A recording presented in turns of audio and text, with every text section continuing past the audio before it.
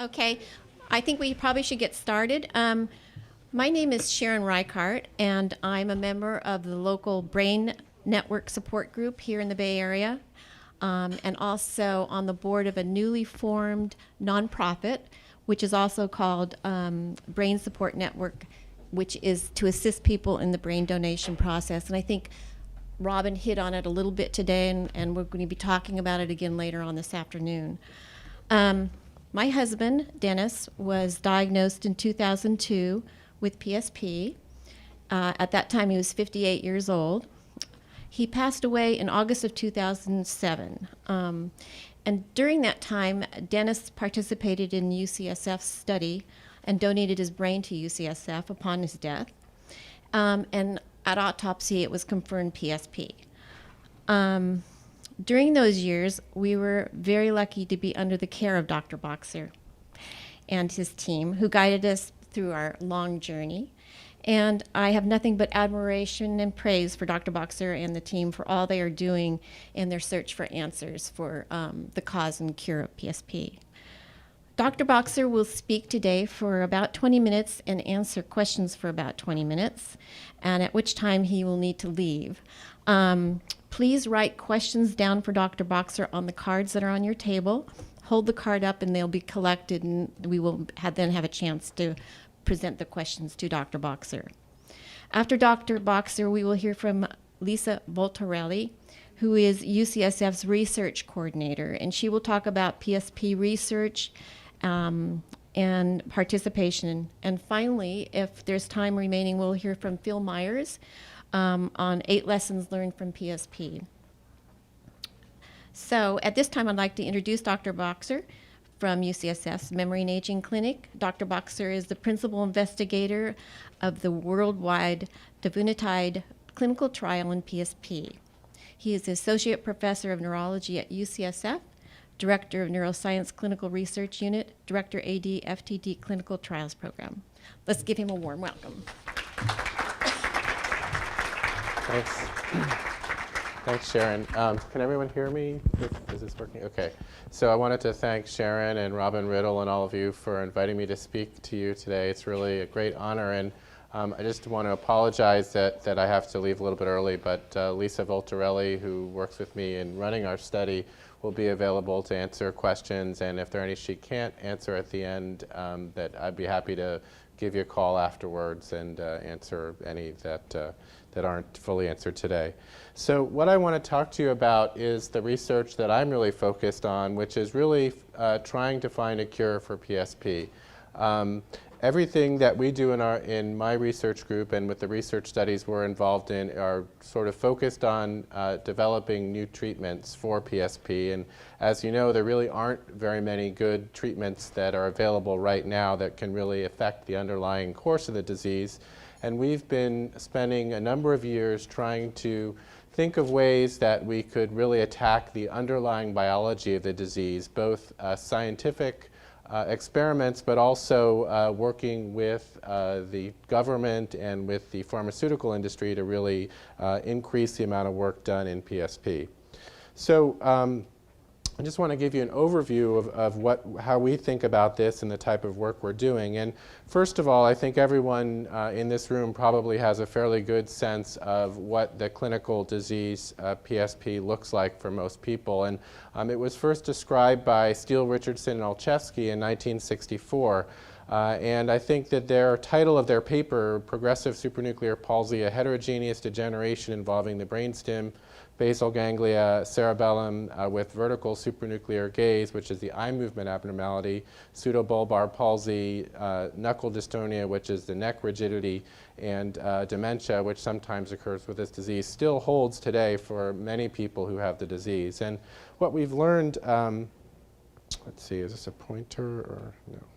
So what we've learned over the years is that really PSP is very strongly associated with a protein called tau.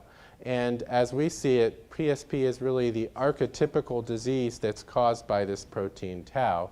Tau is also found in many other neurological diseases, most notably Alzheimer's disease.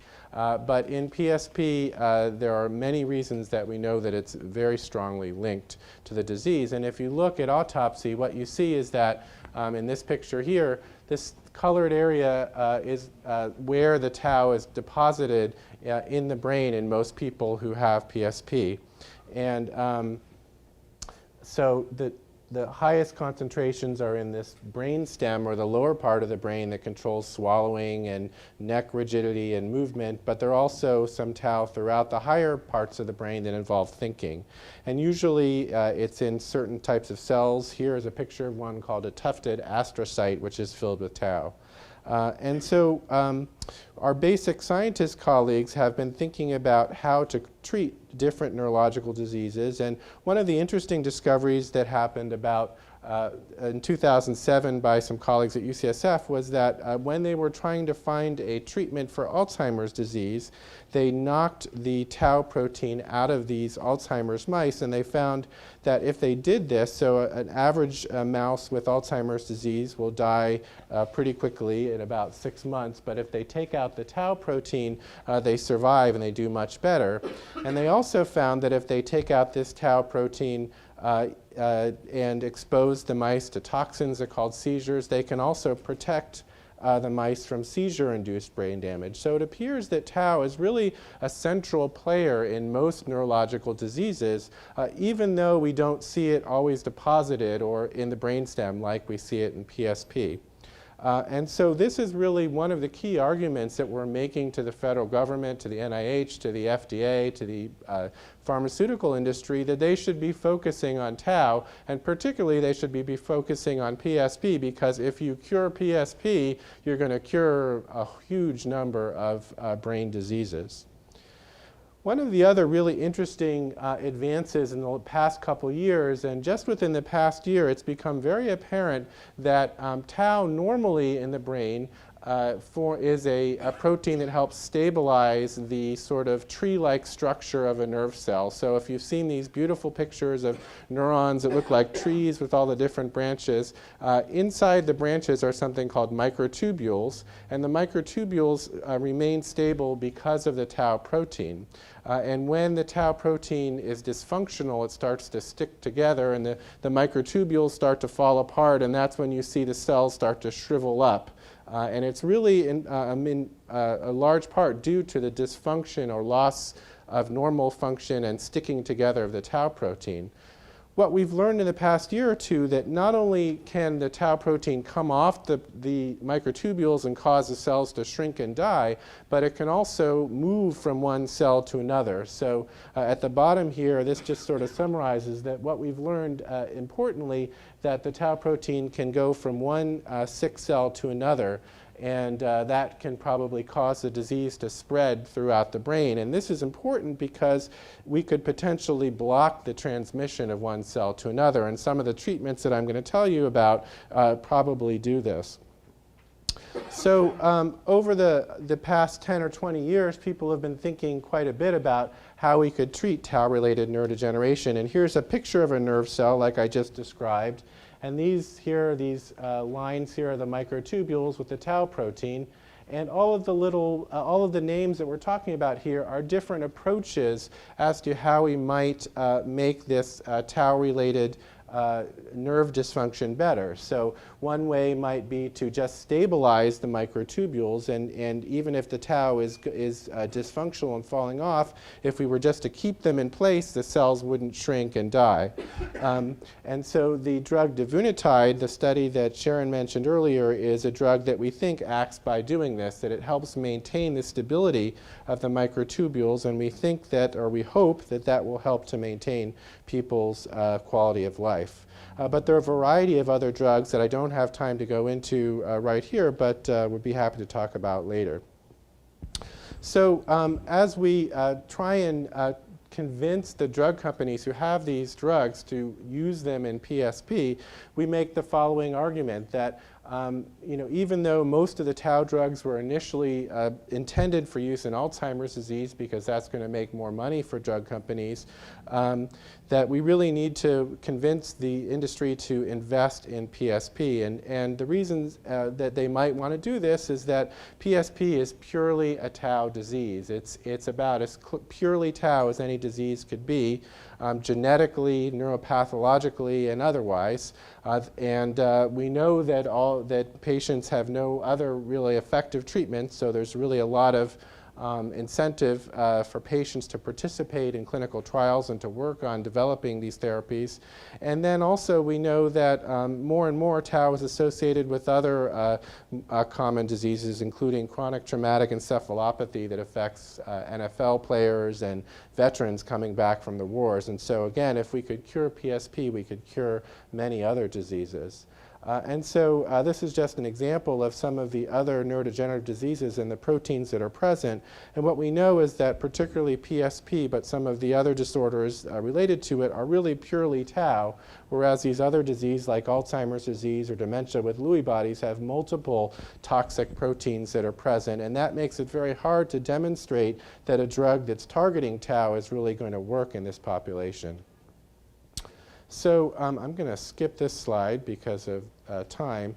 And I want to tell you a little bit about the challenges now. So we're making a really big effort to get these drugs and to test them and develop them for PSP patients.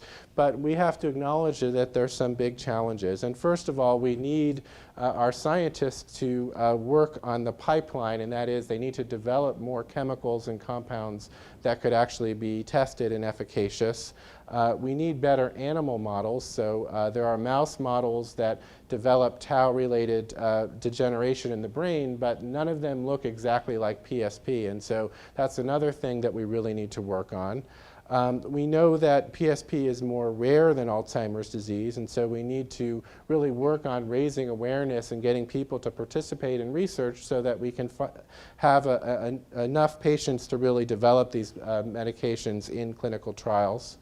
And really one of probably the biggest problem with developing effective therapies is that many PSP patients aren't diagnosed until they're pretty advanced in the course of their disease. So they see one doctor after another who doesn't really understand what this is, and then by the time the diagnosis is made, it may be difficult to really have an impact on curing it.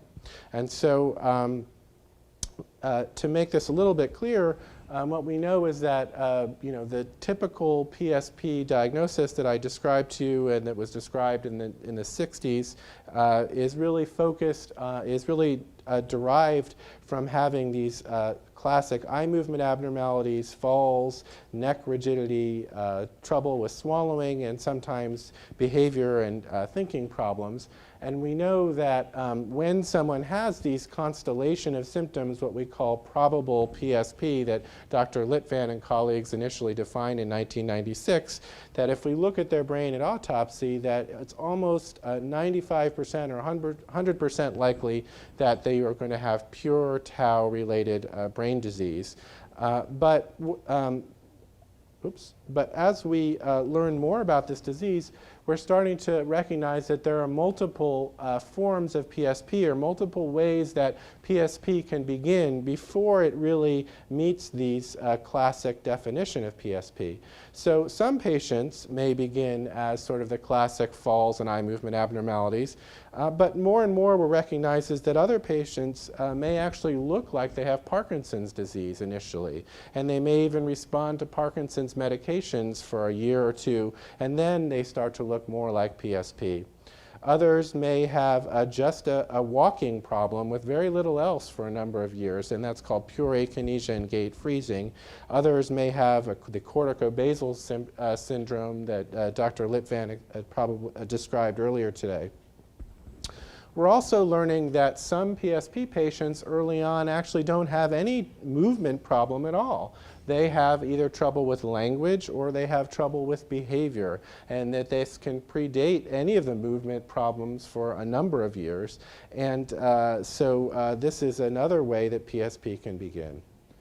And finally, what we're learning is that maybe even before any of these symptoms, some patients will have what we call a prodrome. So they may be a little depressed, they may have trouble functioning in their job, and this, what we call psychiatric or dysexecutive prodrome may actually be the earliest symptoms, and it may predate sort of this diagnosis by 5 years, as much as 5 years.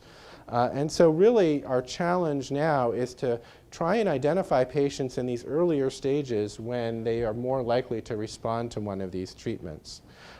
And I think, as many of you know, depending on what the syndrome is initially, they may be seen by different doctors. And so what we really need to do is educate all of these doctors about all of these different possible ways that PSP can begin.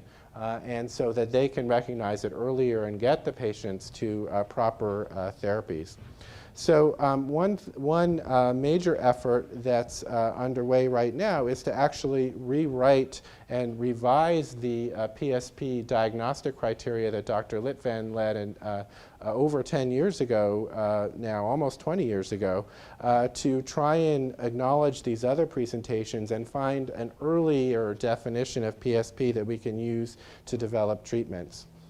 The other thing that we're doing is trying to develop biomarkers. And what are biomarkers? Biomarkers are biological measurements that we can use to better diagnose more accurately and more precisely follow the course of the disease. And so different types of biomarkers are really one of the major efforts of research that are underway in the field right now. So one type of biomarker might be a brain scan. Others are body fluid measurements, like looking in the spinal fluid. And we think that using these biomarkers, we could go back and, if we had a good biomarker, look at these very early patients and use, let's say, a brain scan or a spinal fluid measurement to confirm at the earliest stages that these people have PSP, and then use one of these new treatments to hopefully have a major impact. So the biggest biomarker study that's underway right now is one that I'm leading called the 4-repeat tauopathy neuroimaging initiative. And this is going on in San Francisco at UCSF and also in 3 other places around the country. Actually, one is in Toronto. So Carmela Tartaglia in Toronto is leading a site, Brad Dickerson at Harvard at Mass General Hospital, and Dr. Litvin actually is our newest site, who will hopefully soon begin enrolling patients. And I know that some of the people actually in this room are participating in the study or have thought about participating. So just to tell you a little bit more about it, and this is also the study that Lisa Voltarelli is organizing for us. What we do is we follow people with either PSP or CBD, and we know that at autopsy that they have what we call pure 4-repeat tau. That's why this is called the 4-repeat tauopathy neuroimaging initiative. And we look at different types of brain MRI scans. We look at structure. We look at blood flow.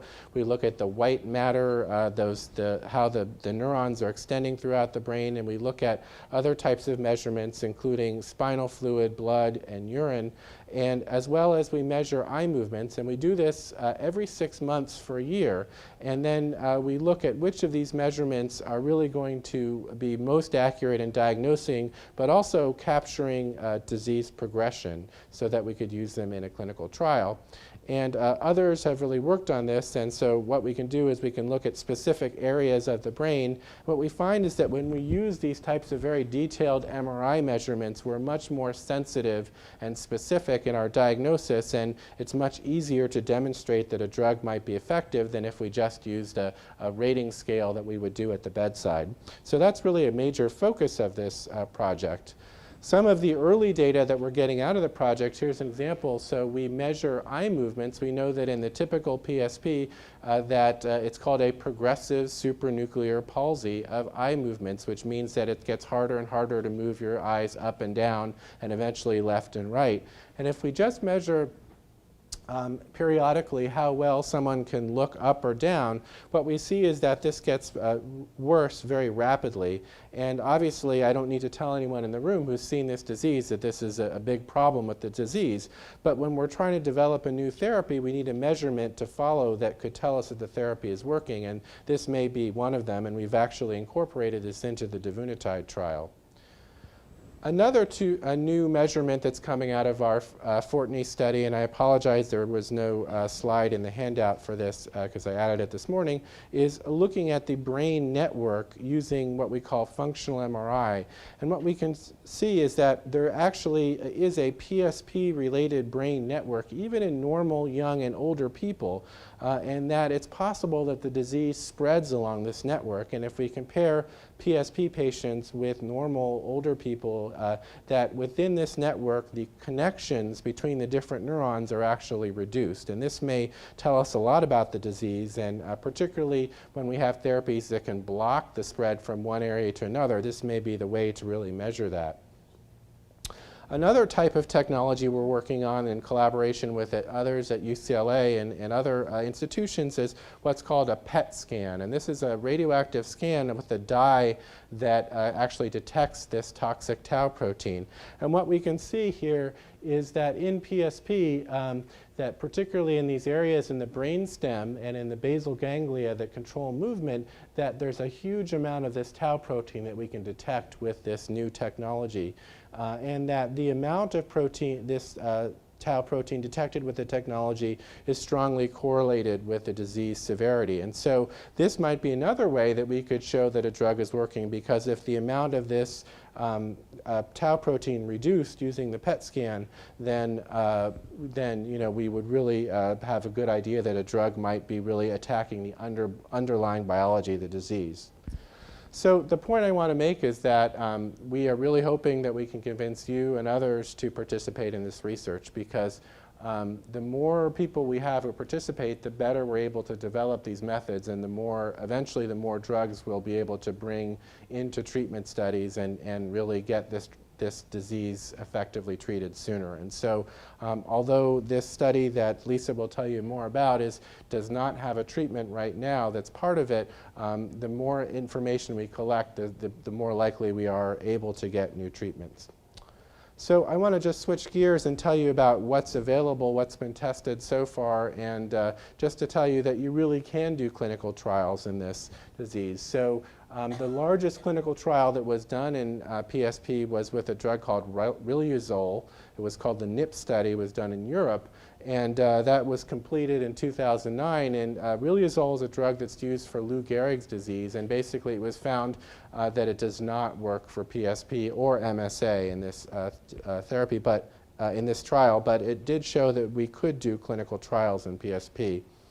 Another therapy that's being studied is coenzyme Q10, and this is work from my good friend and collaborator Gunther Hoglener in Munich, and they showed that coenzyme Q10 in a small study had some modest benefits. And there are a variety of different investigators now working on these different what we call mitochondrial therapies for PSP. And mitochondria are the parts of the cells that create energy and help the cell to really function. And so it may be that improving the function of mitochondria may be a way to cure PSP.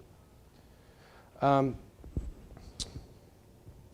next type of drug that's been tested recently are drugs that block an enzyme that adds phosphate groups to proteins.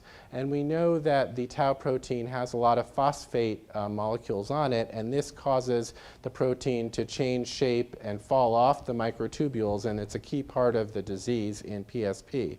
So one of the drugs that was developed is called this GSK3 beta is a type of enzyme that adds phosphate to tau, and there was a recent clinical trial of a drug called tidaglosib that was done in PSP, and unfortunately it was found that it did not work in terms of treating the symptoms of the disease when PSP patients were treated for a year. But interestingly, when they looked in a secondary analysis of brain scans, so those same methods that we're trying to develop as part of the Fortney study, they were able to see a slight benefit of the drug. And so again, it means that even though this particular form of the drug didn't work, there may be other more potent or better versions of this type of drug, and particularly if we combine them with better brain scans and new technologies, we may be able to really get them to work for PSP.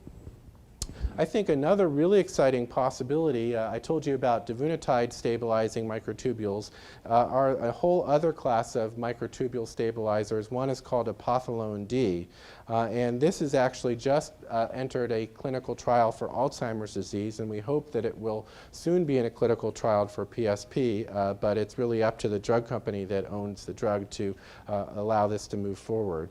But this seems also to be a very interesting drug that really has very potently can stabilize these microtubules, and it has really pretty amazing effects in some of the animal models of tau-related neurodegeneration. Probably the last and probably most exciting from my perspective of the new technologies that are being developed to treat tau-related neurodegeneration, and we hope soon PSP, are what we call the immunotherapies. So like a vaccine or what we call a monoclonal antibody. And this is work from Eli Lilly, where they have mice that develop a severe tau-related neurodegeneration, and if they inject antibodies, so what happens is the mice lose weight and die very rapidly, but if they give them an antibody that binds to this tau protein, perhaps blocking the spread from cell to cell, the mice do a lot better, and if you look in their brains at autopsy, they have a lot less tau that develops. And there are many versions of these different tau immunotherapies that are being developed, and the first of them will be entering human clinical trials, hopefully in 6 months or less. So our one major effort that we're involved with is trying to convince some of the drug companies that they should not be wasting these antibodies in Alzheimer's disease. They should be using them to treat PSP first. So that's really something that I'm very interested in right now. We heard a bit about devunatide. That clinical trial is going on in about 320 patients at 47 centers around the world. We should have the results in late December or early January, and we hope that it works. If it does, then that could be the first drug to be approved to treat PSP. I won't go through the details of the study, but we're very hopeful, and even if the study unfortunately does not show that the drug works, one of the exciting things about it is that because we designed the study and arranged it at UCSF, we will get all of the data from the study and will be able to use it to refine our methods and develop better trials in the future. So I think with that, because time is limited, I'm going to stop, and this is just sort of a summary of what I talked about, and just open it up for questions. Are there any cards to be handed in for questions? Yeah. Yes. Okay. My question has to do with dopamine and PSP. I understand that one of the ways to distinguish PSP from Parkinsonism is that it doesn't respond to the dopamine stimulators that seem to help in Parkinsonism. However, I believe Dr. Litvin said that all of these atypical Parkinsonisms have something to do with dopamine.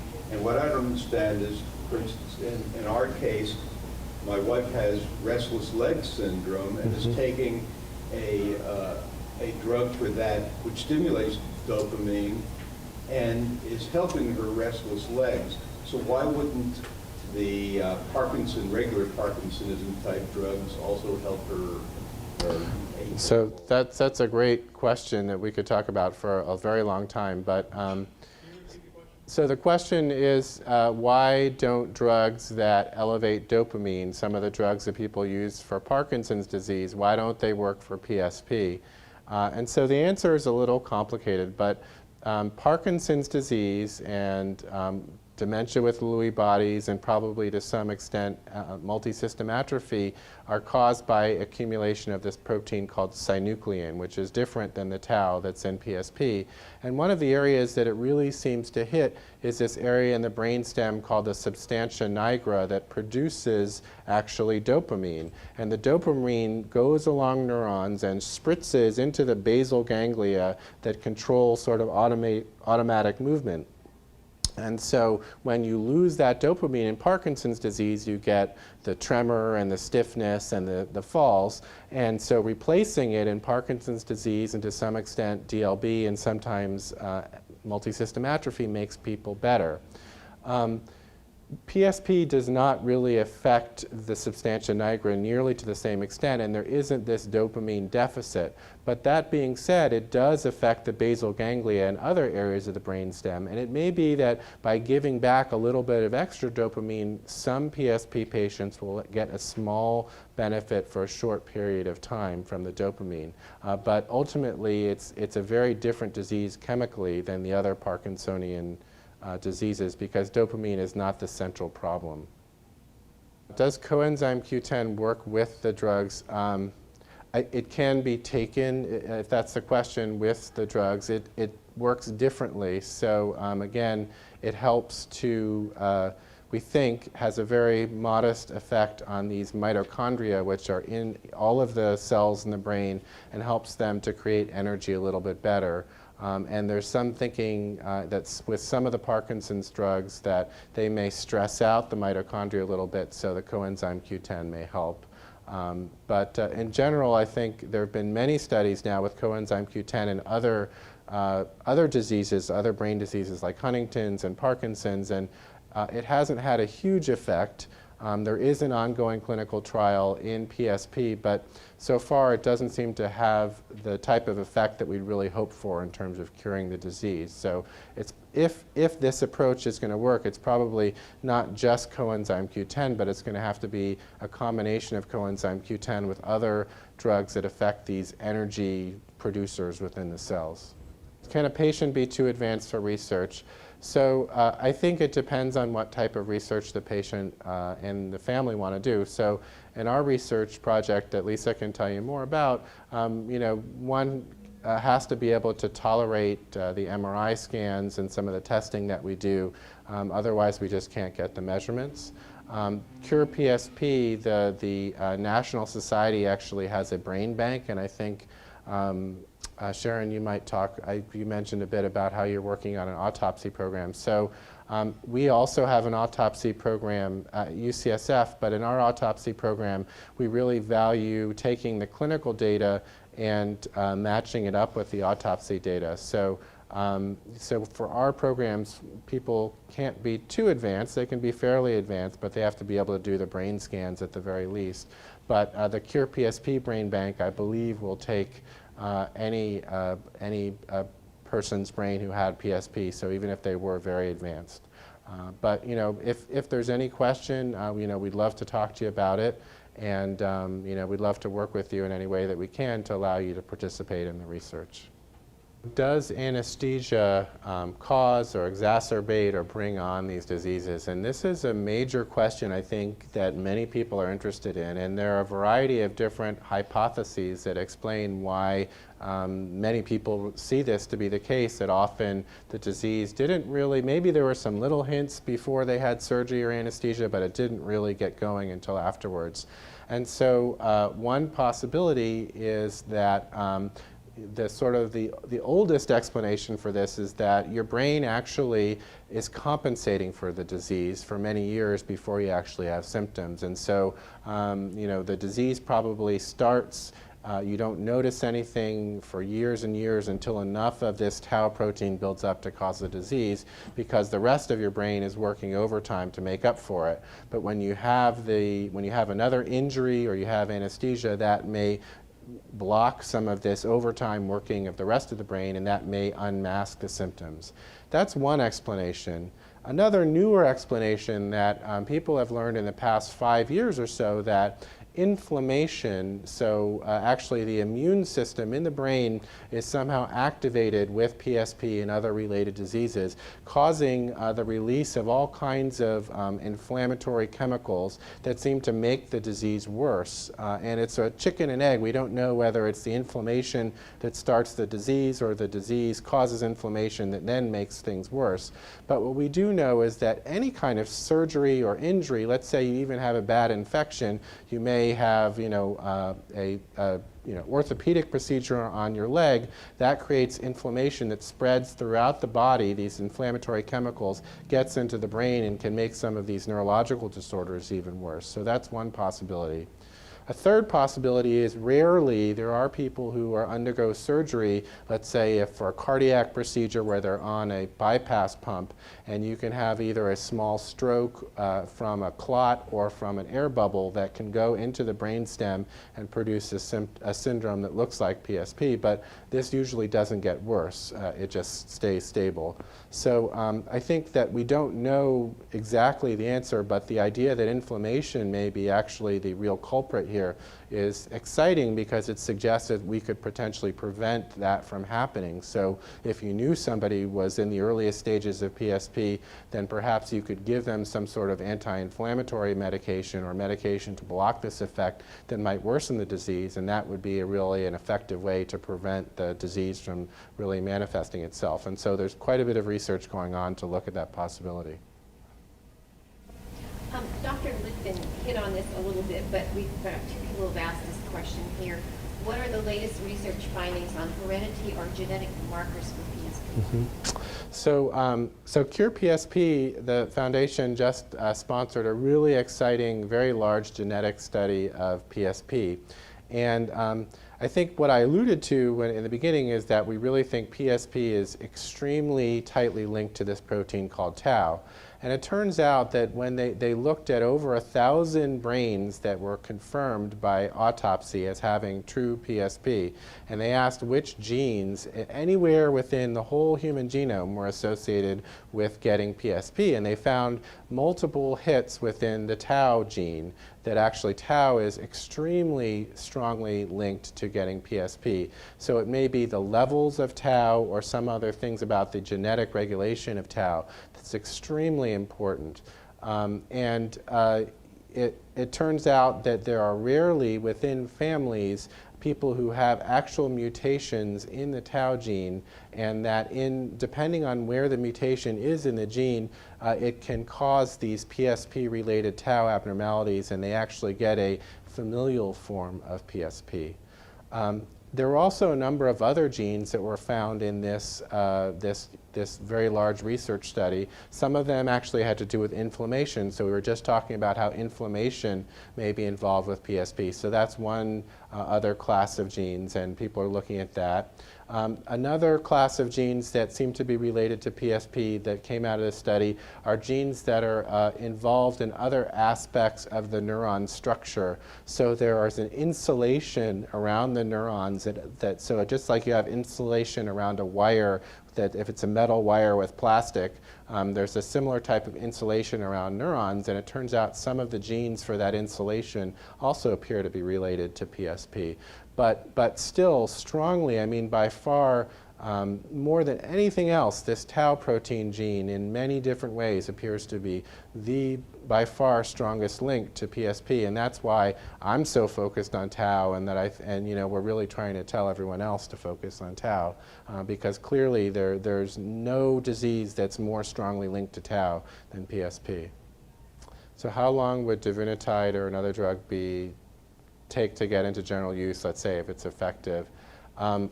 I think it's hard to give you an exact answer. With davunitide, we worked closely with the Food and Drug Administration to have a special agreement with them.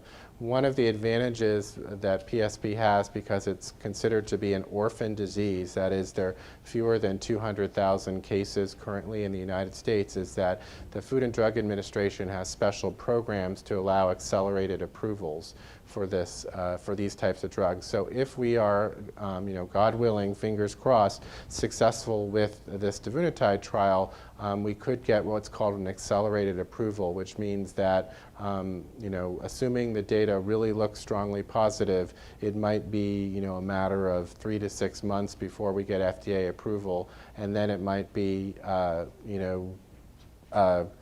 really, it's a question for the company that manufactures the drug, how quickly could they make it at that point. But I think if the study looks positive, then everybody will bend over backwards to get this drug made as quickly as possible. Next question is about side effects. Are there side effects to davunitide? So, I can talk about our experience. We did a small study with davunitide. I can't talk about the study that's underway, but we did a small study that was funded in part by CurePSP in a small number of PSP and CBD patients.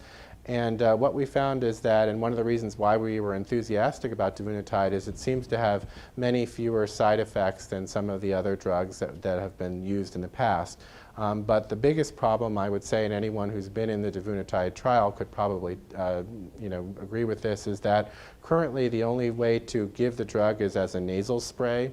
And so for some people who so you have to take the spray 2 puffs, I think, in each nostril twice daily. And that can cause some irritation to the nose or some congestion that can be a problem for some patients, because if you have swallowing problems already, having your nose clogged up is not very pleasant. So that's the biggest side effect. I think there have been some other minor side effects that we saw, like headache, sleepiness, but no, we have not seen any serious side effects with davunitide. If you have more time, we have more questions. One more question? Okay, one more question. Does L-DOPA help PSP? So traditionally we say that L-DOPA does not help PSP patients, and that's sort of been one definition of an atypical Parkinson's disorder. That is that unlike Parkinson's disease, where L-DOPA really makes a difference, the atypical Parkinson disorders like PSP don't really respond to L-DOPA. But what we know is that there are a percentage of PSP patients who do have a benefit from L-DOPA. Usually, though, it doesn't last. It may be for the first year or two, and as I mentioned, there is now recognized a form of PSP called PSP Parkinson's disease, or PSP Parkinsonism, and those patients really look like they have Parkinson's disease, even to the point that they respond to L-DOPA initially, but that usually goes away after a year or two, and then they start to look more like PSP patients. So what we usually say is that anyone who has PSP should have a trial of L-DOPA or one of the drugs like it, because there is a small chance that it will benefit them. We have to have modest expectations, though, because we know that in most cases it doesn't last very long. So thank you. I'm going to invite Lisa to come up and sort of finish answering questions. And thank you very much for your attention. I apologize for the so longer. The preceding program is copyrighted by the Board of Trustees of the Leland Stanford Junior University. Please visit us at med.stanford.edu.